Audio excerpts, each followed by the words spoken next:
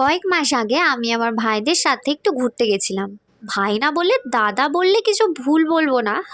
যাই হোক, আমরা এসেছি অনেকটা ভিতরের সাইডে। দেখতেই পাচ্ছ, দু একটা মানুষ যাচ্ছে, গরু তার মালিকের সাথে তার বাড়িতে যাচ্ছে, আর প্রকৃতি শান্ত চুপচাপ, মন ছুঁয়ে যাওয়ার মতো।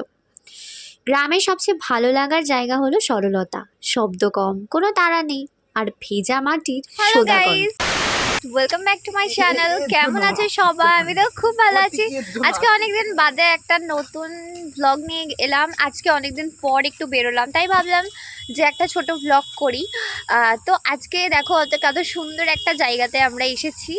এত সুন্দর একটা লোকেশন, সত্যি খুবই ভালো। দেখতেই পাচ্ছ পিছনে ধান ক্ষেত রয়েছে, সুন্দর একটা গ্রাম্য পরিবেশ। আমার এখন বেশি সুন্দর লাগছে, এত বেশি গাছপালা জঙ্গলের জন্য। কিন্তু একটু পর যখন সন্ধে হয়ে আসবে, তখন এই রাস্তাটা কিন্তু লোক চলাচল বন্ধ হয়ে যাবে, আর তখন কিন্তু একজনের পক্ষে সিঙ্গেল যাওয়া খুবই অসুবিধে। তো সন্ধে হওয়ার আগেই আমরা এখান থেকে চলে যাব। আমার না বরাবরই এইরকম রাস্তাঘাটে দাঁড়িয়ে ছবি ভিডিও একটু টাইম স্পেন্ড করতে খুব ভালো লাগে।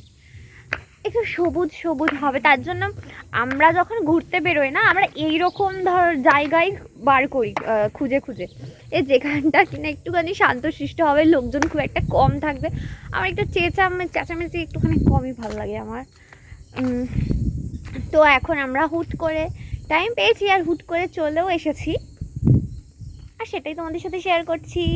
ভালো লাগলে সাবস্ক্রাইব কিন্তু অবশ্যই করে যেও।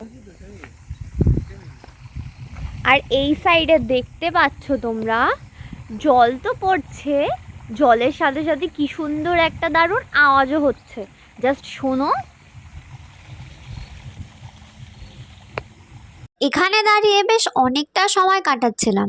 আমি আমার মতো করে হাঁটছিলাম, চারপাশ দেখছিলাম, ভিডিও তুলছিলাম, সব কিছুই ছিল স্বাভাবিক। কিন্তু হঠাৎ জলের পাশে ওই ঢিবিটাতে চোখে পড়তেই লক্ষ্য করলাম একটা সাপ। ঢিবিটা দেখতে প্রথমে স্বাভাবিক লাগছিল, এর মধ্যে যে এতগুলো সাপ থাকবে তা কে জানতো। বেশ কিছুক্ষণ লক্ষ্য করার পর দেখলাম একটা নয়, এরকম আরও অনেক সাপ রয়েছে। আমরা দূর থেকেই বেশ কিছুক্ষণ দেখছিলাম। এই ভ্রমণটা আমাকে একটা জিনিস শিখিয়েছে, প্রকৃতি সবসময় সুন্দর, কিন্তু তাকে বুঝে চলতে হয়। শান্তির মাঝেও লুকিয়ে থাকতে পারে ভয়, আর সেই ভয়ই আমাদের আরও দায়িত্বশীল করে তোলে।